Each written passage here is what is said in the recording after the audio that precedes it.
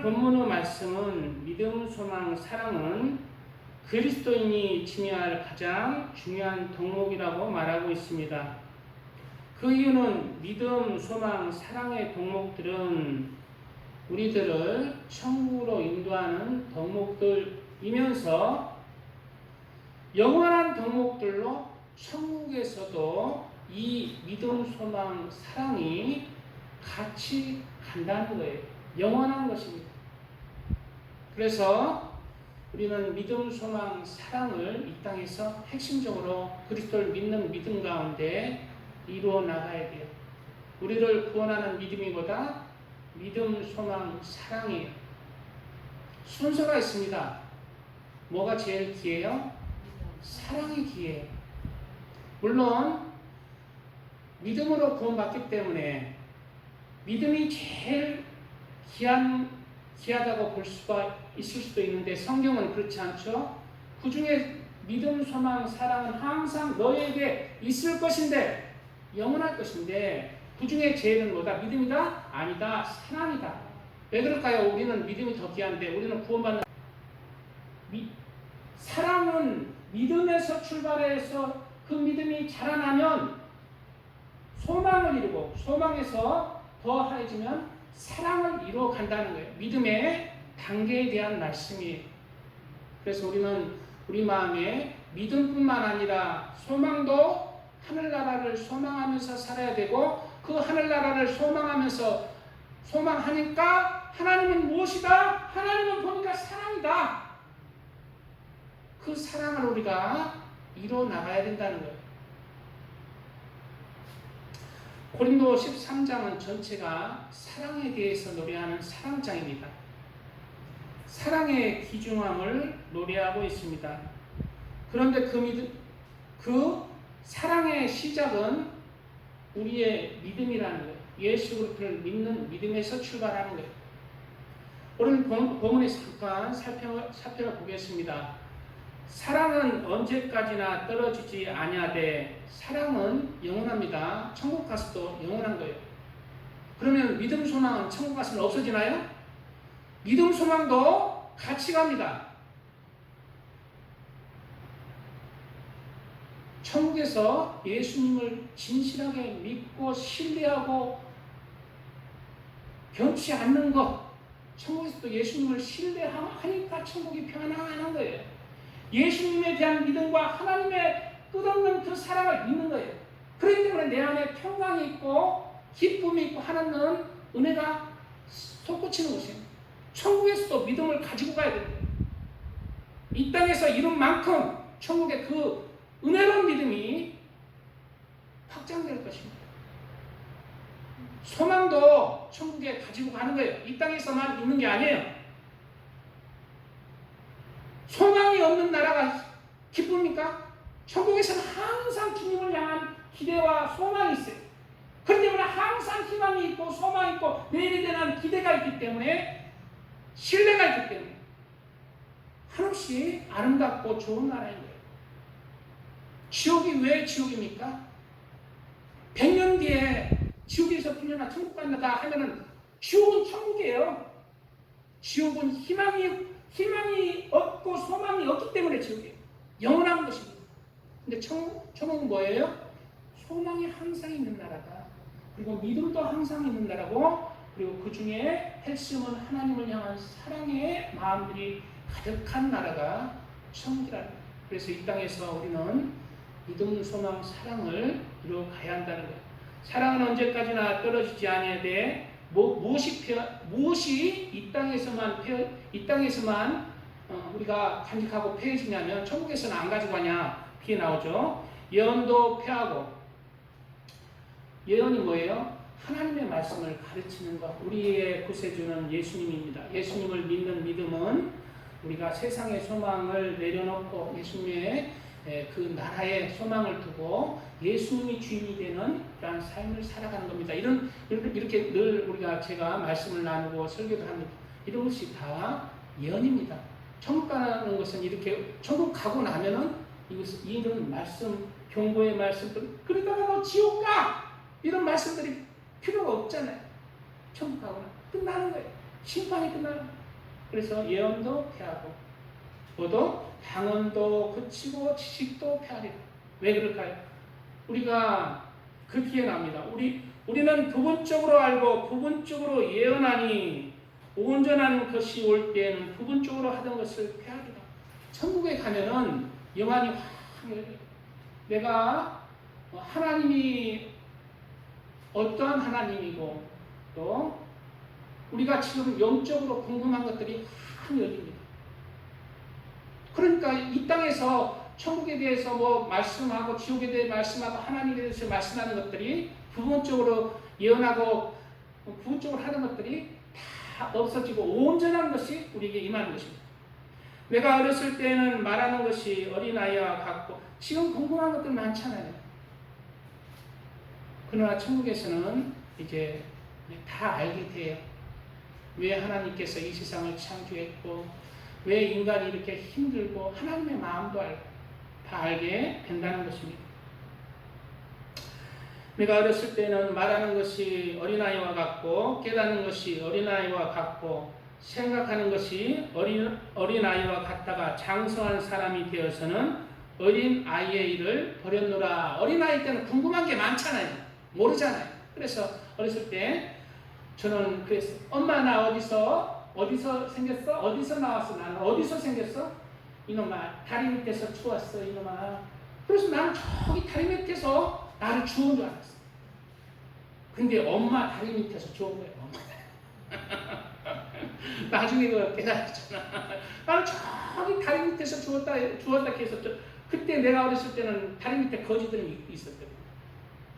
거지들 살았어요. 보따리 피고 거기서 주운 줄 알았어요. 커서는 이런 게 물어볼 필요가 없어요. 다 알아지니까. 그렇듯이 지금 궁금한 것들은 언제 우리가 알아진다? 천국에 가면 다 알아진다. 하늘나라에 갔을 때 이 땅에 이 육의 몸을 벗고 영의 세계로 갔을 때 다 알아지는 때가 온다. 또 하나님을 믿게 돼도 궁금한 것들이 많습니다. 이런 궁금한 것들이 알아지는 때가 와요. 우리가 지금은 거울로 보는 것 같이 희미하나 그때는 얼굴과 얼굴을 대하여 볼 것이요 지금은 내가 부분적으로 하나 그때는 주께서 나를 아신 것 같이 내가 온전히 알리라 말씀하고 있어요. 하나님 영적인 존재들은 우리 3차원적인 존재에 대해서 훤히 알아요. 근데 3차원 존재들은 영적인 존재들에 대해서 희미하게 알아요. 3차원 존재들은 2차원적인 존재들인 혼의 영역들, 짐승에 대해서, 호랑이에 대해서, 개에 대해서, 소에 대해서, 돼지에 대해서 환히 알아요. 그러나 개와 소와 닭과 동물들, 혼의 존재들, 2차원적인 존재들은 사람의 영역, 3차원의 존재들을 희미하게 느껴요. 그러나 완전히 몰라요. 그렇듯이 우리가 이제 이 3차원적인 이러한 세상에서 벗어나 하나님 나라의 4차원적인 그러한 나라에 가게 되면 우리도 안다는 거예요. 탈북자들이 이제 북한에 있을 때는 늘 한국에 대해서 궁금했대. 그래서 늘 목숨을 걸고 뭘 봐? 드라마를 봅니다. 한국 드라마를 CD나 뭐 어디 USB에서 보는 거야. 궁금하니까. 바깥 세상 궁금하니까. 근데 너무 목숨 걸고 거기서 막 이제 죽어요. 그것 때문에. 근데 한국 오면 안 빠진다는 거예요. 네, 다 아니까. 한국 오면 이제 아픈데 왜? 다 아니까. 지금 궁금한 거 많잖아요. 하늘나라에 대해서 하늘나라 가면은 다 알게 된다. 지식과 예언과 그런 것보다 중요한 것은 무엇이다? 영원한 것이다. 천국에서도 함께 해야 되는 바로 밑에 구절에 믿음, 소망, 사랑이다. 너희는 이 땅에서 그런 지식보다 너희 마음에 무엇을 쌓아라? 천국에서도 함께 가지고 가야 하는, 영원히 가지고 가야 되는 믿음, 소망, 사랑을 너희 마음에 이루라는 거예요. 그런즉 믿음, 소망, 사랑 이 세 가지는 항상 있을 것인데 나머지는 뭐다? 부분적으로 아는 것들은 이제 온전한 것이 올 때는 이제 없어진다. 너희들이 막 세상에서 많이 배웠던 적게 배웠던 다 똑같아진다. 그러나 무엇이 달라진다? 이 땅에서 믿음, 소망, 사랑을 너희들이 쌓은 만큼 그러한 마음들은 영원히 너희가 가지고 있어야 된다. 천국에서도 믿음, 소망, 사랑을 가지고 있어야 된다. 그리고 그 중에 제일은 천국은 사랑의 나라이다 라는 말씀입니다.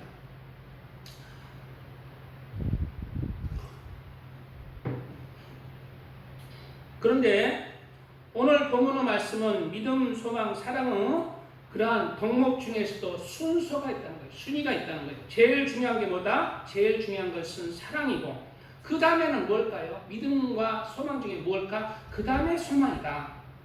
그리고 마지막이 믿음이라는 거예요. 그런데 이것은 믿음을 이루어가는 그러한 단계를 얘기하고 있는 거예요.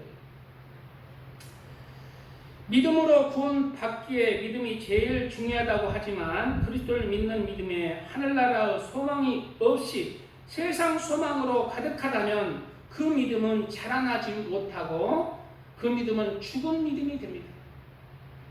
예수 그리스도를 믿는다 하지만 소망을 놓치면 어떻게 돼요? 하늘나라에 소망이 없고 세상 소망을 향해서 나가는 자는 그 믿음이 자라나지 못하고 믿음이 파손해버려요. 죽어버려요. 살았다 하나 죽은 믿음이 돼요. 하늘나라를 향한 소망과 함께 할 때 그 믿음이 자라납니다. 우리는 어떤 소망을 가지고 있어요? 세상에서 좋은 데 또 시집가서 그냥 잘 먹고 잘 살아야겠다. 큰 집에 살려고 차영 살고 남편 사람 듬뿍 받으면서 살아야겠다. 이러한 소망을 가지고 있을까? 아니면 하늘나라의 소망을 가지고 있는가? 영원한 하늘나라의 소망을 가져야 하나님에 대한 믿음이 자라납니다. 세상 소망은, 세상 근심은 우리 믿음을 약하게 합니다.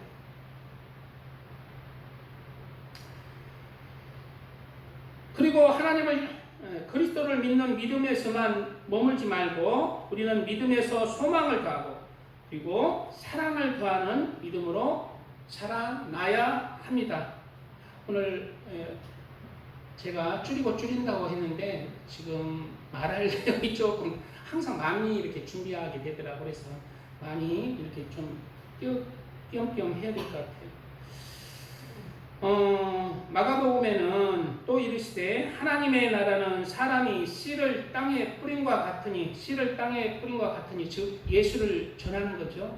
예수를 내 마음에 믿는 거예요.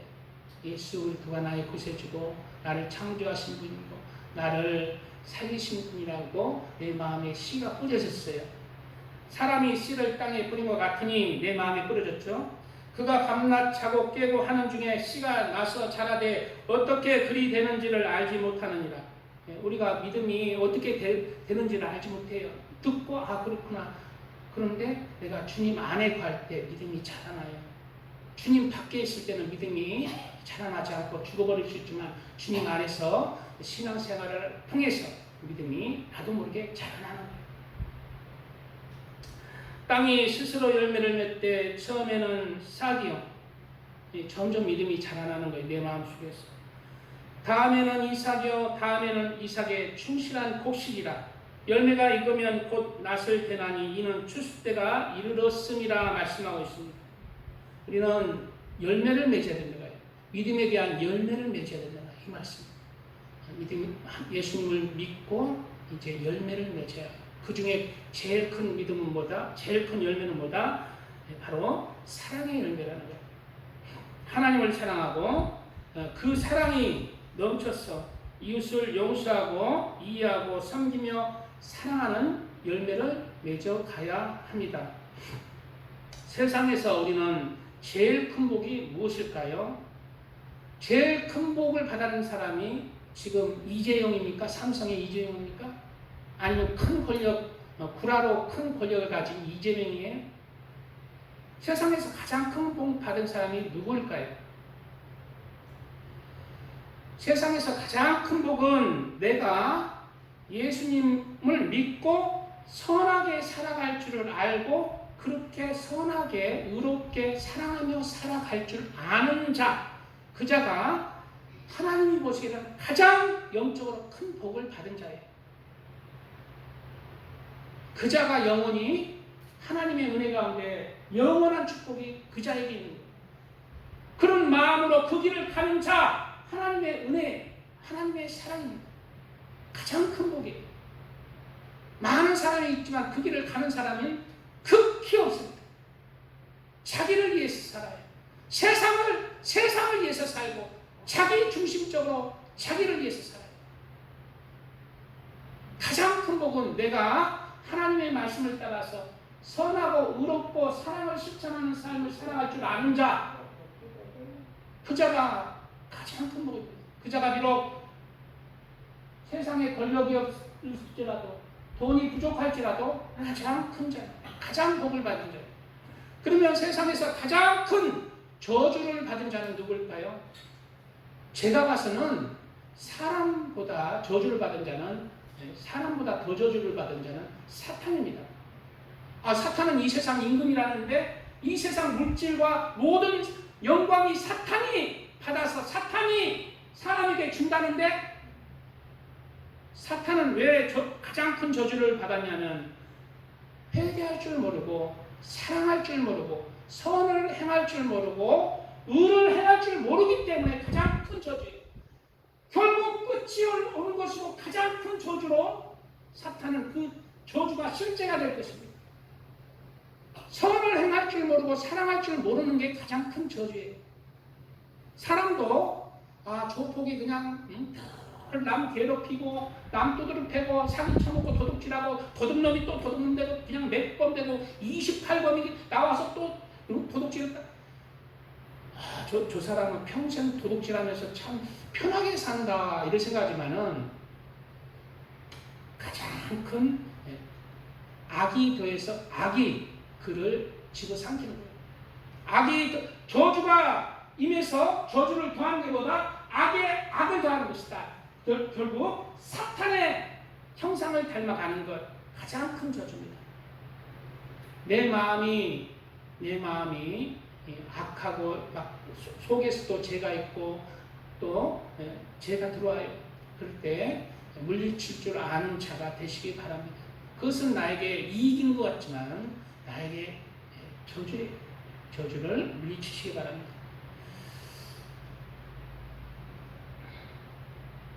그러므로 믿음, 소망, 사랑은 항상 그리스도인들이 사모하고 이루어 나가야 하는 덕목들이며 천국에서도 이 믿음, 소망, 사랑으로 우리가 살아갈 것입니다. 그런데 이러한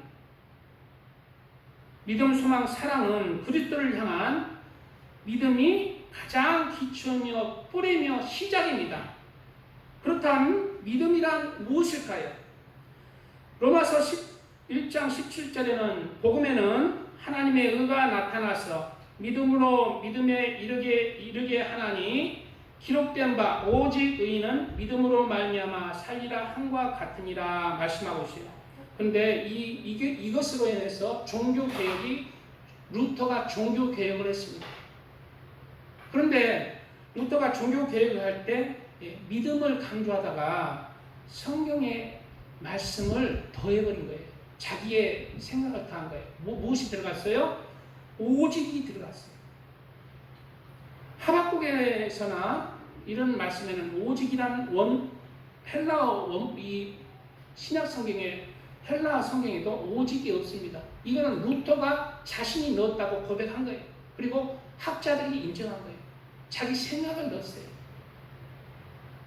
오직 의인은 믿음으로 살리라. 이것으로 지금 우리 기독교가 믿습니다 하면 구원받았다고 그러잖아요. 아닙니다. 오직도 빼야 되고 또 믿음에 대한 그런 정의가 헬라어 원어하고 또 히브리어 원어를 통해서 우리가 살펴보면 믿음이 달라요. 우리가 생각하는 믿음이 아니에요. 믿음이란 단어는 헬라어로는 피스티스입니다. 그리고 히브리어는 에무나예요. 헬라어나 히브리어는 한 단어에 여러 가지 중복된 뜻이 있어요. 우리나라도 저기 배 좀 봐라 이렇게 보잖아요. 사람의 아저씨의 배가 골록 나왔다는 것입니다. 바닷가에 타는 배를 보라는 겁니다. 먹는 배를 보라는 거지. 저기 배 좀 보라. 가지고는 몰라. 여러 가지 뜻이 있잖아요. 그렇듯이 헬라 단어 하나하나, 히브리어 단어 하나하나에도 여러 가지 뜻이 있는 거예요. 믿음에도 여러 가지 뜻이 있는 것입니다. 헬라어는 피스티스라고 합니다. 믿음은 바로 개인의 신뢰와 확신, 그리고 그 뜻도 더하여서 진실성, 충성, 신실하게 행동하다라는 뜻입니다. 그래서 피스티스를 우리 성경에는 믿음으로 번역했는데 그 믿음이란 단어는 믿음에 더해서 신실하게 행동하다라는 의미도 함께 가지고 있고, 그리고 그것을 넘어서 인격적인 확신과 그에 따른 신뢰, 그리고 행동으로 입증되는 신실함까지 포함하는 개념입니다. 히브리어로 믿음도 비슷한 거예요. 에무나는 신뢰, 성실, 확고함, 변함없는 충성이라는 뜻을 가지고 있어요. 신뢰, 충성, 진실됨이 포함하며 흔들리지 않다라는 뜻을 포함하며 하나님께 대한 꾸준한 신실함과 헌신적인 행위를 동반하는 개념입니다. 그러므로 믿음은 뭐다? 믿는다라는, 예수 그리스도를 믿음으로 나는 구원받았다가 아니에요. 그것은 예수 그리스도를 믿음으로 이제 내가 믿음의 구원의 여정을 시작한다는 뜻이에요. 그러므로 우리 여기에 사람들은 이미 구원을 받은 게 아니에요. 우리는 하늘나라에서 생명책에 이름이 기록될지라도 내가 죽을 때까지 믿음의 구원의 여정을 끝까지 변함없이 충성되게 성실하게 흔들리지 말고 나가야 돼요. 그게 믿음이에요. 오늘 17절 이 말씀을 토대로 해서 다시 보겠습니다. 복음에는 하나님의 의가 나타나서 믿음으로 믿음에 이르게 하나니. 어떤 믿음이요? 예수 그리스도를 아는 믿음으로 구원받는 믿음으로 이르게 한다는 말이에요. 기록된 바 의인은 믿음으로 말미암아 살리라 한 것 같으니라. 끝까지 변함없는 그 믿음을 보일 때 믿음으로 산다는 것입니다. 원뜻이 그거예요. 믿음은 개인의 믿습니다. 그리고 나는 구원 받았습니다. 개인의 확신으로 구원받고 끝나는 것이 아닙니다. 그것은 자기의 체면이에요. 자기 스스로의 체면이고, 그러한 믿음은 하나님이 인정하지 않습니다. 믿음에는 우리의 마음과 삶과 인격이 포함된 거예요. 그러므로 그리스도를 구세주로 믿는 믿음으로 시작하여 끝까지 그 믿음의 경주를 해서 구원받는 믿음까지 이르도록 우리는 힘써야 합니다. 예수님을 믿기만 하면 구원의 확신을 가지라고 하는데, 그렇다면 구원의 확신이란 무슨 뜻일까요? 너 구원의 확신 없어? 야, 너 구원의 확신을 가져야 구원받을 거 아니야. 보통 그래요. 믿어버려. 예수님이 나를 위해서 죽으셨고 믿으니까 구원을 나는 받았다고 믿어. 이런다는 거. 그게 구원의 확신이라는 거. 그게 구원의 확신이니까 자기 체면이에요. 자기 확신이 아니에요. 구원의 확신은 그것이 아니라, 그렇다면 구원의 확신이란 무엇일까요? 구원의 확신이란 어떤 것일까요? 디모데후서 4장에는, 디모데후서는 사도 바울이 복음을 전하다가 감옥에 갇혀서 이제 복음을 전하는 것 때문에 이제 목이 잘리는 그 날짜를 얼마 앞두고 제자, 사랑하는 제자에게 보내는 그런 말씀이에요. 뭐라고 얘기하고 있냐면 사도 바울이 죽음을 앞두고 복음을 전하는 것 때문에 이제 할아버지가 되어서 평생 복음을 전하다 할아버지였었어. 그 로마의 감옥에 갇혔어. 할아버지가 되어서 디모데에게 뭐라고 얘기하고 있냐면, 자, 복음의 핵심이 뭔지 보겠습니다. 전제와 같이 내가 벌써 부어지고 나의 떠날 시각이 가까웠다. 전제와 같이. 마지막 하나님께 제사 지낼 때 포도주를 붓습니다. 바로 바울이 마지막 자신의 생명을 전제와 같이 내가 부어진다는 거예요. 마지막 생명을 하나님께 그 피를 드린다는. 그리고 뭐라고 합니까? 나는 선한 싸움을 싸우고 나와 달려갈 길을 마치고 믿음을 지켰으니 이제 우리는 나를 위하여 의면유관이 예비되었으므로 주 곧 의로우신 재판장이 그날에 내게 주실 것이며 나에게만 아니라 주의 나타나심을 사모하는 모든 자에게도니라. 사도 바울이 지금 뭐하고 있어요? 구원 받았다는 거예요. 자신이 구원을 확신하고 있는 거예요. 그런데 보통 우리가 구원의 확신과 사도 바울의 확신이 뭐가 다른지 말씀해 드리겠습니다. 본문에서 사도 바울은 자신이 구원 받을 거라고 믿고 있습니다. 그뿐 아니라 자신이 죽고 나면 의의 멸류관까지 주실 것이라고 말씀하고 있습니다. 바로 사도 바울의 구원의 확신입니다.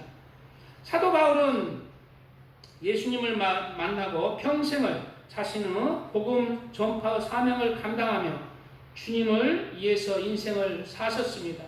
사도 바울은 현재 노인이 되었고 예수님을 전하는 것 때문에 노인이 된 사도 바울이 감옥에 갇혀서 목이 잘리는 순교자의 죽음을 기다리고 있습니다.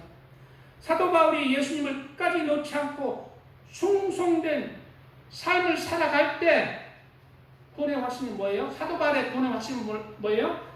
사도 바울이 내가 예수를 위해서 내 목숨 모가지까지 바치고 순교할 때 신실하신 하나님은 나를 그 구원의 하나씩 그 그리스도는 나를 버리지 않고 신실하시고 성실하신 하나님은 예수님은 나를 반드시 구원할 것이다. 바로 그것이 구원의 확신이에요. 예수님의 신실하심과 성실하심을 믿고 내가 예수님 안에서 살아가는 거예요. 예수님의 신실함과 성실함을 믿는 거예요. 사도 바울이 이렇게 예수님을 복음을 위해서 죽었지만 예수님이 불화하시고 성실치 않고 신실치 아니하신 분이라면 불화하신 분이라면 그냥 노는 척하고 그냥 불화한 자를 그냥 구원하고 뭐 이럴 수도 있는데 예수님은 그렇지 않다는 거예요. 예수님의 신실함을 믿는 거예요. 예수님의 말씀을 믿는 거예요. 그리고 내가 그 말씀 안에서 내 생명을 내가 충성되게 행했으니 나는 구원을 받을 것이라고 확신하는 것입니다. 이것이 구원의 확신입니다. 그러므로 구원의 확신이란 내가 그리스도를 믿고 그 믿음 안에서 살아갈 때 내가 그리스도를 믿고 믿음 안에서 살아갈 때 말씀 안에서 살아갈 때 용서하며 사랑하며 하나님을 사랑하며 이웃을 사랑할 때 나를 구원하신 그리스도가 나를 절대로 버리지 아니하고 구원으로 인도해 주실 그리스도의 신실함과 성실함을 믿는 믿음이 바로 구원의 확신입니다. 우리가 구원의 확신을 갖고 싶잖아요. 내가 그리스도 안에서 살아가면 됩니다. 그리스도 안에서 하나님 사랑하고 또 용서하며 말씀 가운데 사랑하며 살아갈 때 하나님은 우리를 하나님의 그 말씀 안에서 그 신실하신 하나님은 우리를 버리지 않고 구원하실 것입니다. 그런데 그냥 말씀 안에서 살아가지도 않고 자기 멋대로 살아가면서도 예수님을 믿는 것 때문에 난 구원받았다 그 믿습니다가 구원 확신이 아니라 자기 체면이에요. 우리는 이러한 구원의 확신 때문에 이 마지막 오늘 최천수 집사님이 기도할 때 얘기했는데 이 마지막 때 세상이 요동하고 흉흉한 소문이 들릴지라도 그리스도의 마음은 평강할 수가 있습니다.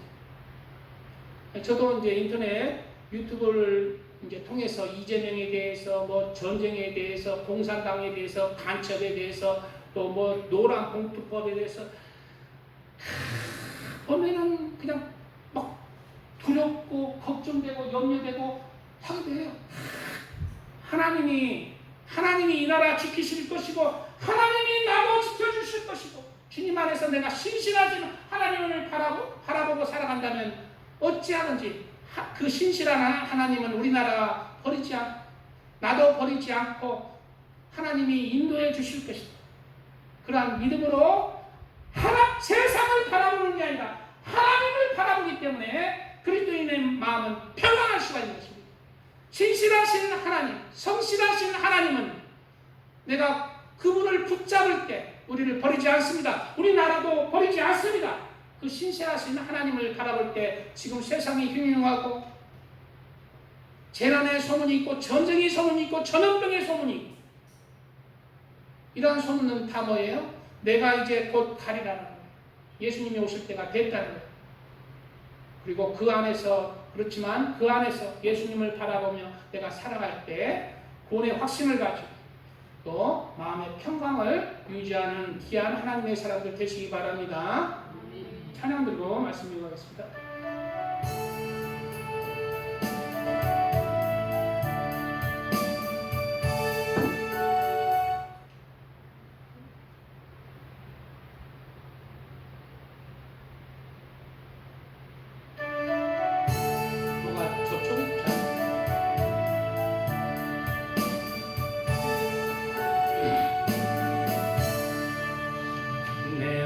시험 무거운 짐 주 예수 앞에 아뢰이며 근심에 쌓인 날 돌아보사 내 근심 모두 맡으시니 무거운 짐을 나 홀로 지고 견디다 못해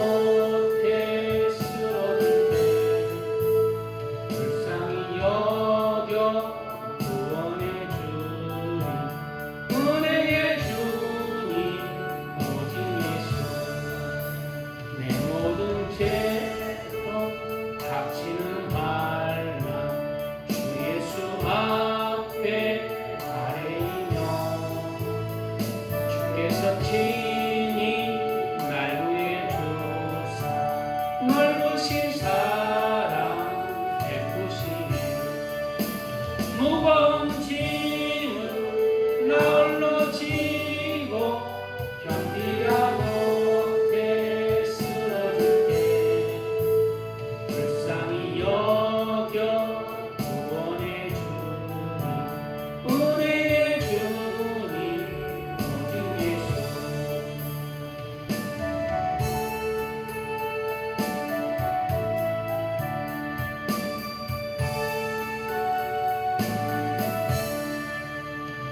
예수 짐이 점점 무거워질 때 주 예수 앞에 아뢰이며 주께서 친히 날 구해 주사 내 대신 짐을 져주시니 무거운 짐을 나 홀로 지고 견디다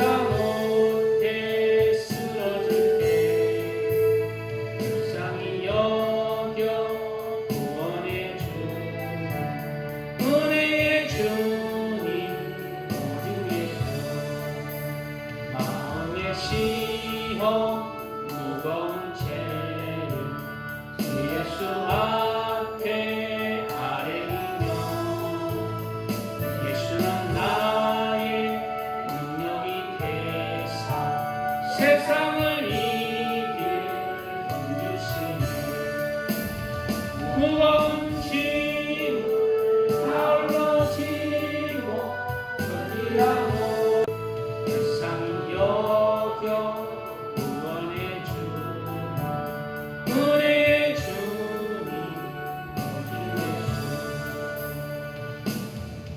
아멘. 예수님을 믿다가 세상의 소망 때문에 믿음에서 파산한 그런 사람들이 성경에 보면 있습니다. 그런 것들은 구약에도 나오고 신약에도 나오는 거예요.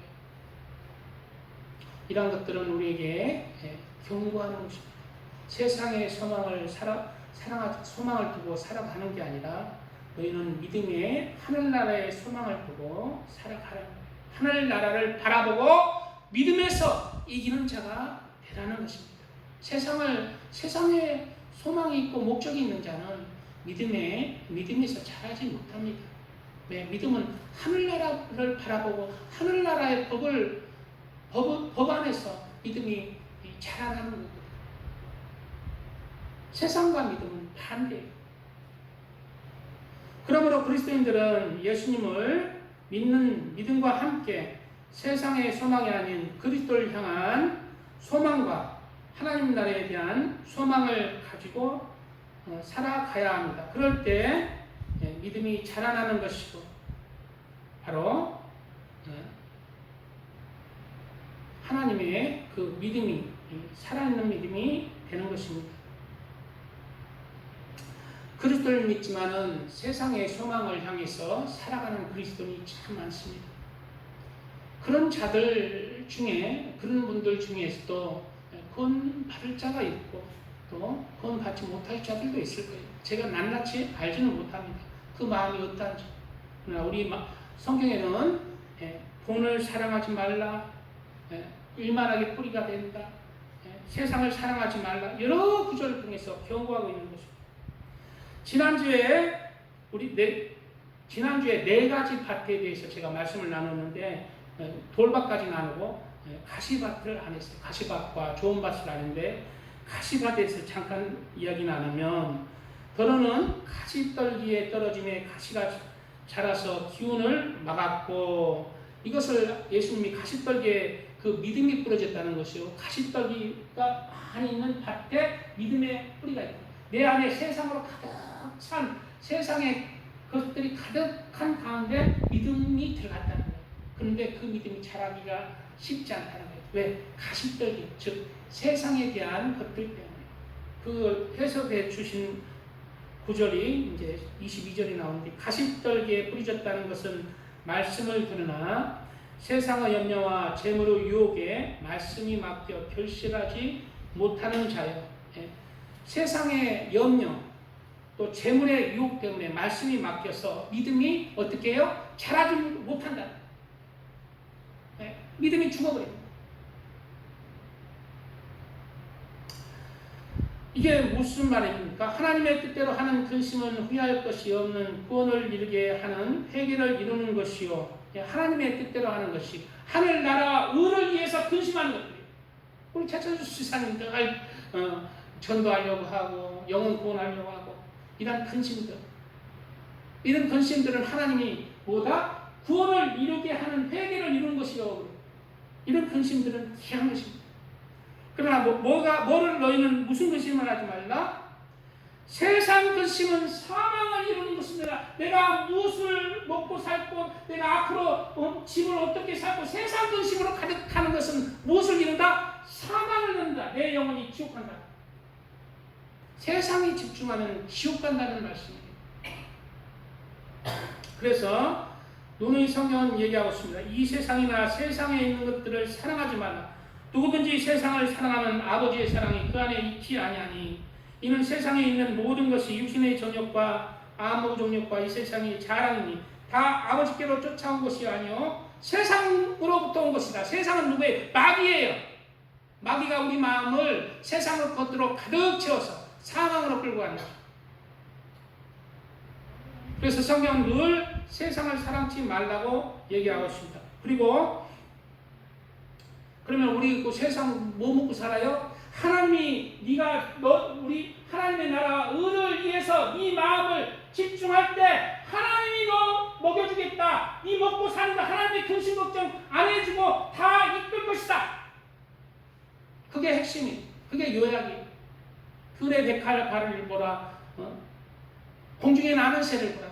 누가 키우느냐? 아무도 안 키우지만 내가 키운다. 하물며 너일까 보냐? 너희는 나의 자녀다. 그래서 예수님 잘 믿었는데 내가 보니까 굶어 죽었다는 사람은 나 못 들어봤어요. 평생. 예수님 잘 믿는데 굶어 죽었다는 사람은 못 봐요. 금식하다 죽었다는 사람은 내가 봤어. 목사님 어디 이렇게 39일째 금식 기도원에서 39일째 금식했는데 선배 목사님이 금식하는 목사님 인사차 와가 선배 목사님 오셨어요 하면서 꼬꾸라 주시고 죄송합니다 말을 이렇게 했어요. 금식하다 죽은 목사님은 여러 근데 내가 못 먹고 못 살아서 굶어 죽었다는 얘기는 못 했어요. 하나님이 다 사람의 환경에 맞게 때에 맞게 먹여 살릴 것이니 염려하지 마라. 너희 염려를 내게 맡기라. 내 멍에는 쉽고 가볍다. 내 멍에가 뭐다? 그 하나님의 나라와 의를 위해서 구하고 살아가라.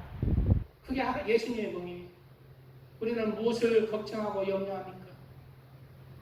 하나님의 나라와 의를 걱정하는 영혼을 걱정하고 내가 하나님의 말씀 따라 살지 못하는 것을 염려하는 자가 되시기를 바랍니다.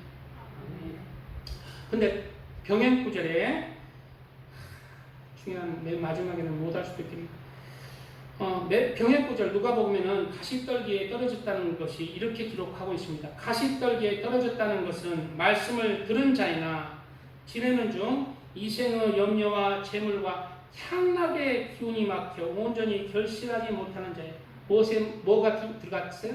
향락의 기운이 막혔다는 거예요. 지금 시대에 맞는 말씀이잖아요. 예수님을 믿지만 그 믿음을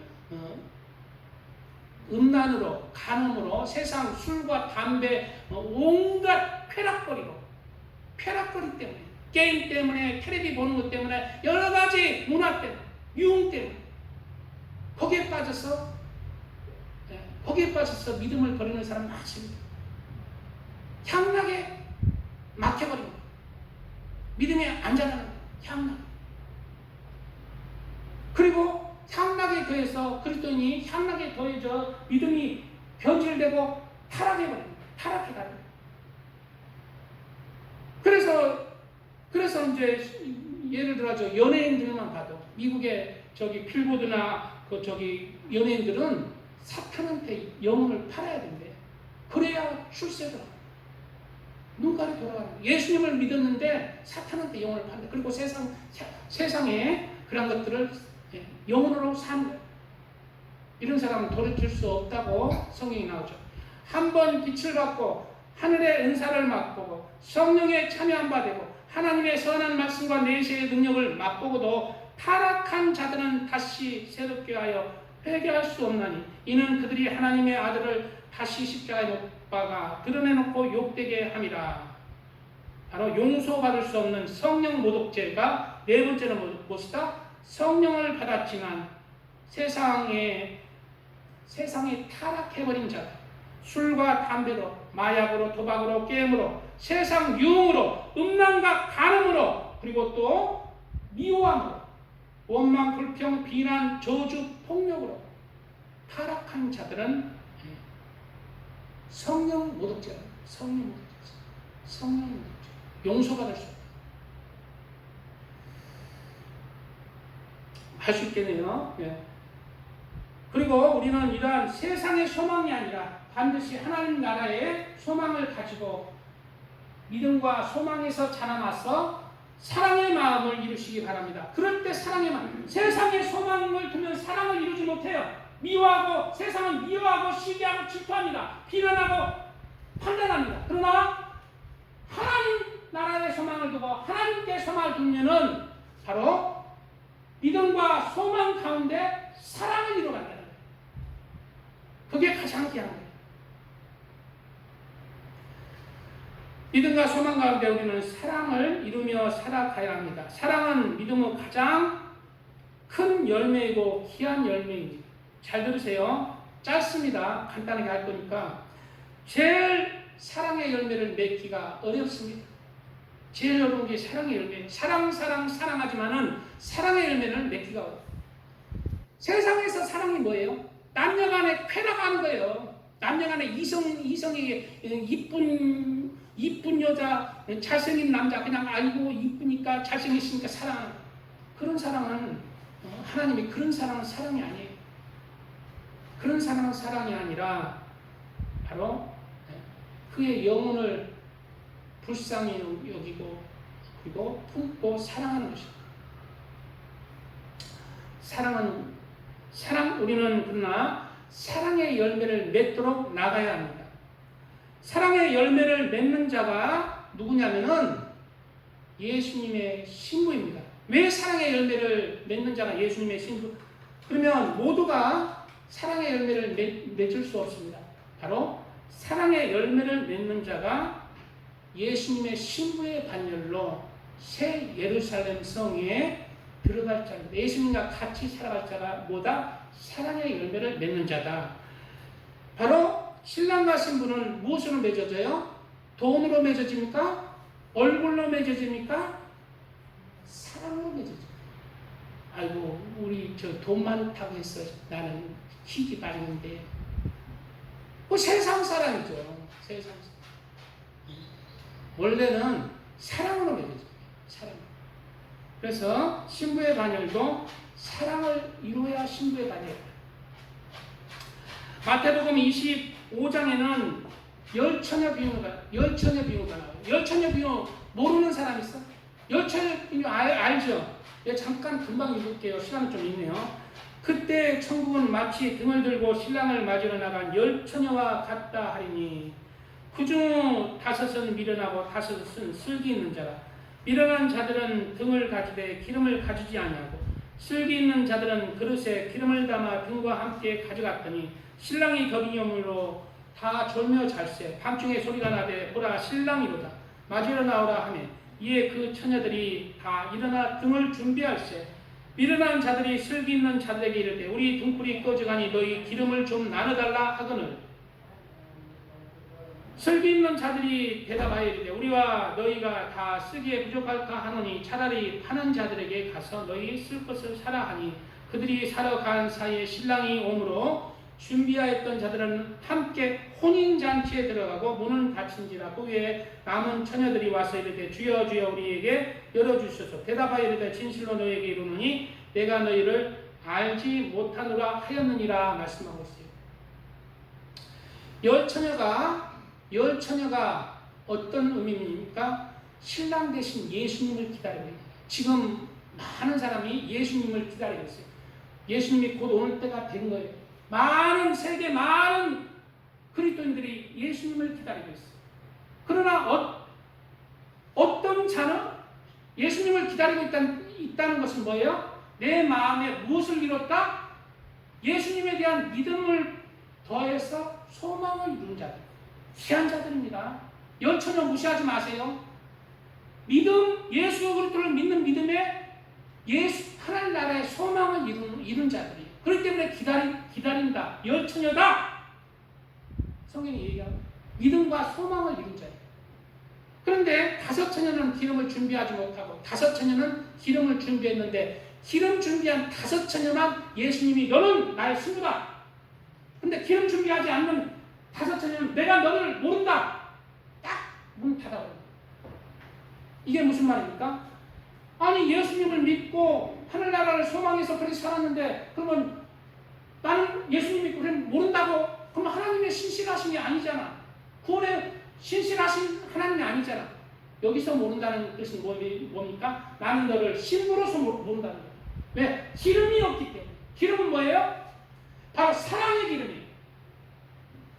이 땅에 예수님을 기다리는 거에 더해서 휴거되기를 원하는 자는 사랑의 기름을 준비해야 돼요. 왜? 여기서 예수님을 기다리는 것은 신부로서 신랑을 기다리는 거예요. 신부는 사랑이 있어야 돼요. 예수님을 사랑하는 증거의 삶을 살아야 돼요. 그러므로 신부가 여기서 기름은 뭐예요? 사랑의 기름이 부족하다.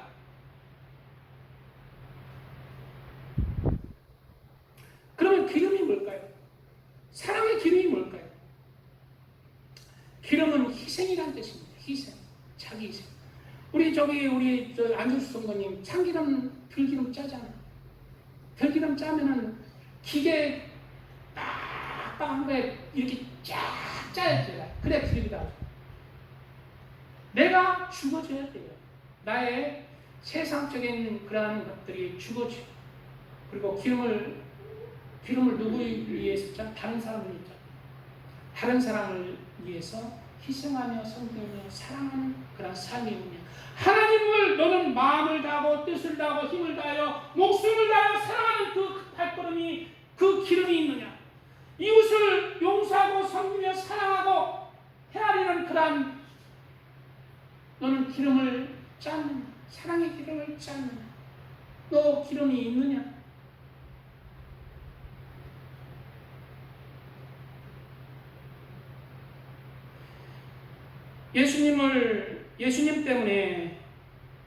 예수님 때문에 말씀에 순종하려 이웃을 용서하고 이해하며 우리는 사랑해야 됩니다. 이 땅에 사는 동안 예수님을 사랑하기 때문에 자신의 마음을 다하고 뜻을 다하고 힘을 다하여 목숨을 다하여 하나님을 향한 사랑의 실천을 합니다. 그것이 다 기름이에요. 더하여서 하나님의 말씀에 순종하여 이웃을 용서하고 이해하며 섬기며 또 사랑하고 사랑합니다. 예수님 때문에 나의 감정과 나의 생각이 죽어집니다. 절제합니다. 그리고 용서하며 섬기며 사랑하며 화평하며 삶 속에서 기름을 만드는 거예요. 우리의 인격의 마음에 기름을 짜내는 거예요.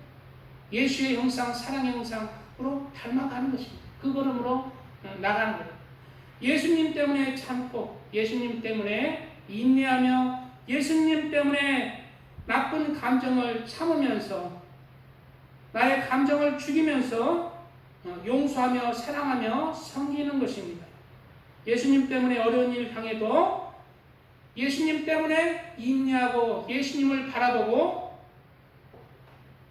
예수님께 맡기는 것입니다. 지금의 때도 불안한 시국, 소문에 소문이 더해지는 시국이잖아요.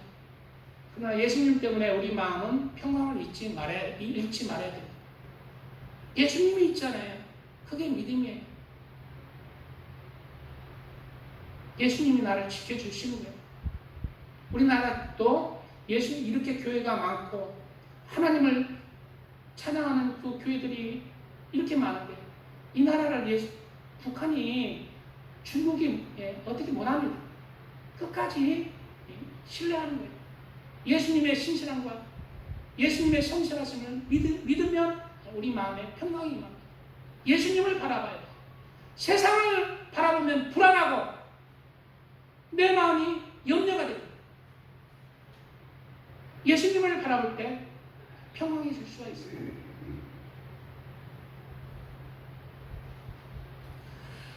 우리는 그리스도 때문에 어리석으나 너희는 그리스도 안에서 지혜롭고 우리는 약하나 너희는 강하고 너희는 존귀하나 우리는 비천하여 바로 이 시각까지 줄이고 목마르며 헐벗고 매점에 정처가 없고 또 수고하여 친히 손으로 일을 하며 모욕을 당한 즉 축복하고 박해를 받은 즉 참고 비방을 받은 즉 권면하니 우리가 지금까지 세상을 더러운 것과 마음으로 찌꺼기같이 되었도다. 바로 사도 바울의 사랑의 기름입니다. 우리도 예수님 때문에 사랑하며 예수님 때문에 섬기며 예수님 때문에 용서하며 마음을 다하고 뜻을 다하여 하나님을 사랑하고 이웃을 사랑하는 복된 그러한 사랑의 기름을 많이 준비하는 그러한 믿음의 신부들 되시기를 축복드립니다. 주여 삼천합니다.